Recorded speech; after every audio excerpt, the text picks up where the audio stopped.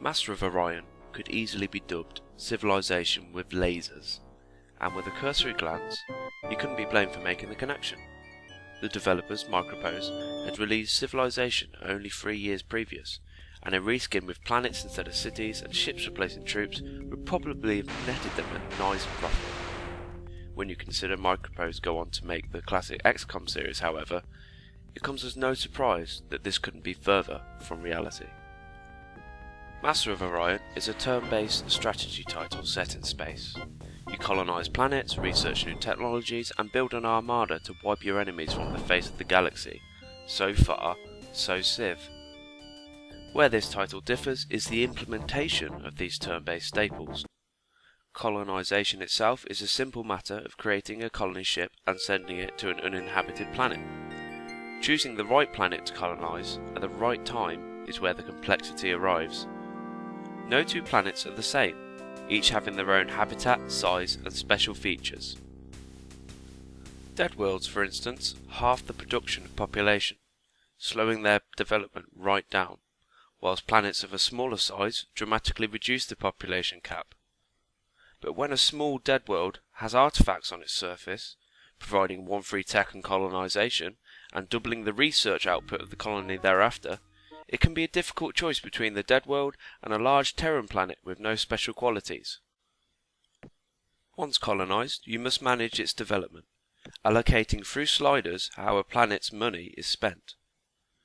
The 5 planetary development sliders are Ship, controlling fleet construction, Defence, which produces missile defence bases, Industry, changing the rate of factory construction, Ecology, which manages the waste production, and lastly Tech, which allocates currency to overall player research. Increasing one slider always decreases another, creating a careful balancing act between improvement and productivity. Ship construction is where Orion really diverges from the turn-based strategy status quo. Instead of producing specific units accessed by researching a technology, you use research components to construct ships of varying sizes. The larger the size of the ship you choose, the more space for components, hit points and armour a ship can have, but this increases its cost and reduces its mobility. The system is detailed, allowing for 4 different weapon types: armour, shields, missile defence, reserve fuel tanks, combat engines and battle computers. Thousands of variations are possible, meaning you can create your own bespoke warships to fight how you want them to, and tailor them for specific jobs such as planetary bombardment or scouting. A refreshing change from bashing enemies with numbers over the head with an obtuse formula you will never see, combat in Master of Orion takes place on a turn-based tactical map in orbit around the defending planet. How you outfit your chunks of metal influences how you will fight. Missiles are long range and high damage, but they tend to be slow, whereas lasers are instant and short range. You can counter both these weapon types with missile defence and shields, but another good tactic is to have many smaller, nimbler ships to engage the enemy fast and take the heat off your lumbering battleships. Although the defender has the advantage, his missile bases will attack invaders at ridiculous range. It tends to be numbers rather than clever tactics that win the day. Once planetary defences have been reduced, you send in troops to invade, but bear in mind that troops are taken directly from a colony's population, reducing productivity there. On landing, assuming they haven't been shot down by defending ships or bases, your troops play a game of attrition. They are bolstered by numbers and tech you have researched, and until one side emerges victorious, this attrition will continue. The victor colonises the planet, the loser is utterly destroyed. Now these systems are simple, but it's nice to see a change from stacks rubbing up against each other until friction and the laws of thermodynamics makes one side explode. Research is a matter of allocating points over 6 tech trees, again with sliders.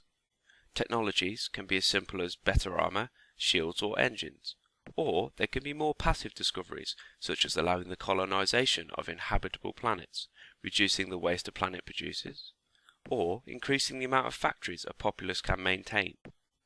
To stay with a fighting chance though, you must keep up with computer and weapons research, lest other races trounce you in combat. But of course all the other techs are vitally important, which again creates a delicate balancing act for you to manage. Politics, usually my least favoured activity in any turn-based game, is thankfully an uncomplex affair. Occasionally talking to other races, demanding tribute, trading technologies, and trying to prevent a galactic war with your race in the crosshairs is pretty much as complex as it gets. The politics screen is also used to send spies, which can provide intel or sabotage an enemy effort.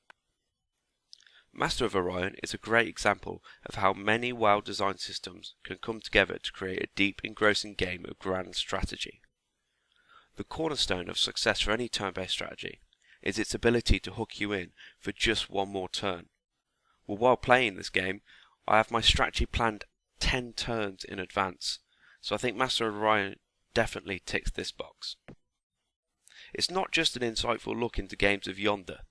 Master of Orion is a well-realised, enjoyable game in its own right, and is available, along with its sequel, for only a few quid on GOG.com. Go on, treat yourself. It'd be rude not to. Thanks for watching this retro review. I hope you've enjoyed it. This is Westloar, over and out.